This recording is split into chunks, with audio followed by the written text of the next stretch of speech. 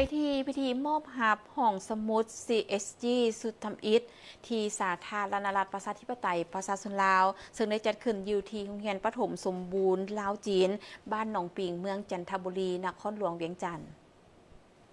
พิธีมอบหับดังกล่าวได้จัดขึ้นในวันที่1 ธันวาคม 2025เข้าร่วมมิทานสมมาตรพ้นเสนารองประธานสภาแห่งชาติประธานสันติภาพสามัคคีของลาวท่านโจเจียนรองหัวหน้าฝ่ายบางแผนยุทธศาสตร์ของบริษัท CSG ท่านนางเวตันเลขาธิการช่วยเหลือขององค์การมูลนิธิพัฒนาชนบทจีนมีพร้อมในการโรงเรียนประถมสมบูรณ์ลาวจีนครูอาจารย์น้องนักเรียนพร้อมด้วยภาคส่วนที่เกี่ยวข้องท่านลินลุยห้องพร้อมในการบริษัทตะคายไฟฟ้าภาคใต้ของจีนแม่น้ำของแม่น้ำลันสร้างสากลจำกัดประธานบริษัท EDL ที่ให้ฮู้ว่า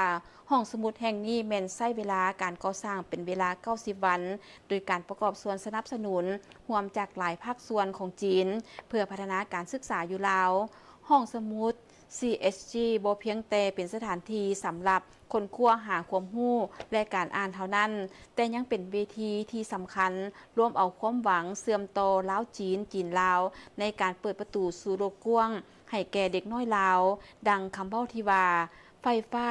ส่องสว่างลาวจีนหนังสือเปิดทางสู่อนาคตการศึกษาแม่นพื้นฐานสำคัญของการพัฒนาประเทศชาติความรู้แม่นพลังสำคัญที่เปลี่ยนแปลงชะตากรรมการสร้างห้องสมุดก็เป็นสิ่งสำคัญเฮ็ดให้น้องนักเรียนก็คือเยาวชนลาวมีช่องทางในการซอกหาข้อมูลแหล่งความรู้มองเห็นอนาคตที่กว้างขวางในพิธีมอบหับห้องสมุด CSG